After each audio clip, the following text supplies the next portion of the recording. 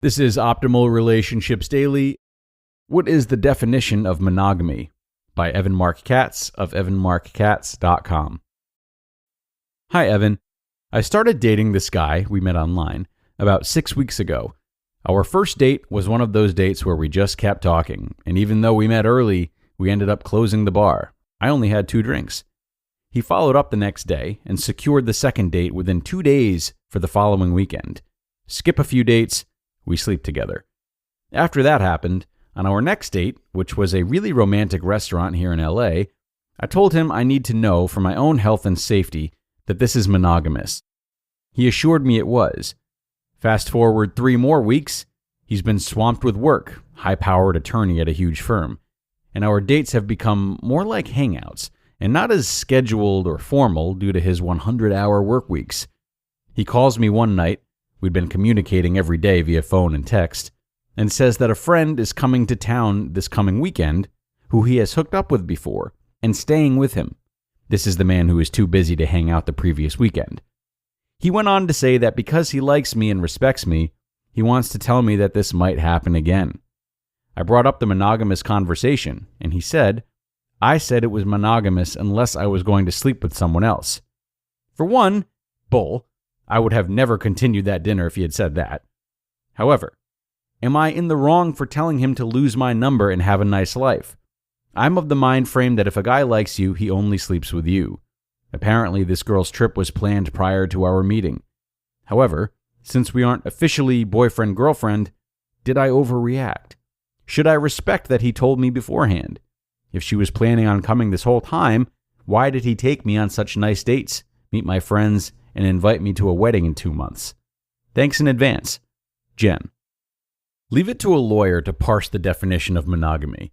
Your question is particularly interesting for 2 reasons. 1, you did the right thing by kicking him to the curb. 2, he isn't as entirely wrong as you think he is. To explain how I arrive at this conclusion, let me start with a story, one that I'm not sure I've told publicly before. I met my wife at a party in January 2007. We hooked up a few times before I was scheduled to take a short trip to San Francisco. I told her the main reason that I was going was to visit Steve, one of my closest friends from college. This was true. Sort of. I was going to stay with Steve, but I was also going to go on a long-awaited first date with Jill. Jill was, and is, a super cool chick with whom I'd been flirting for a few months. We bantered by email, chatted on the phone for hours, and talked about the excitement of meeting each other, as well as the possibility of a dreaded long-distance relationship. But that was just putting the cart before the horse. We hadn't even met yet. We put a date on the calendar. And before that date, I picked up my future wife at a party. You with me so far? Good. So, let's recap. Did I lie to the woman I was seeing to obscure the fact that I was going on a date in San Francisco? Absolutely. And it was perfectly defensible. The woman in LA was not my wife yet. She wasn't even my girlfriend yet. She was a woman I had met twice. As such, she didn't have any claims of exclusivity, and for that matter, I didn't have any right to expect her not to see any other men at that point. I went to San Francisco, had a great time, spent the night with Jill, and returned to LA. And while I definitely enjoyed my date, it wasn't so transcendent that I wanted to uproot my life to make things work. If I already lived in SF, I might have given it a shot. But driving 6 hours every other weekend, I just wasn't up for it. Instead, I continued to date the first woman in LA. I had absolutely no idea that she would become my girlfriend, much less my wife. End of story. Mostly. As it turns out, my wife was still dating on Match.com until we became exclusive, as she should have been. That's what you do until you are truly monogamous. Once you're monogamous, you stop seeing other people. That's where your guy messed up, Jen. That's why you were right to kick him to the curb. He said you were monogamous and then changed his mind. That's unacceptable, no matter how you slice it. So good riddance to him. However, don't get too high and mighty on him, because if he didn't say that you were monogamous, he wouldn't have done a single thing wrong. He would have been just like me in the story that I just told. He had a previous fling and plans on the books. He met and hooked up with another girl, which complicates things. He didn't want to cancel his plans with number 1 until he was sure about his feelings for you. All perfectly acceptable. If you're not exclusive, he has the right to do whatever he wants, as do you. Where you really lose me is in your final paragraph. Quote, I'm of the mind frame that if a guy likes you, he only sleeps with you. End quote. Not remotely true.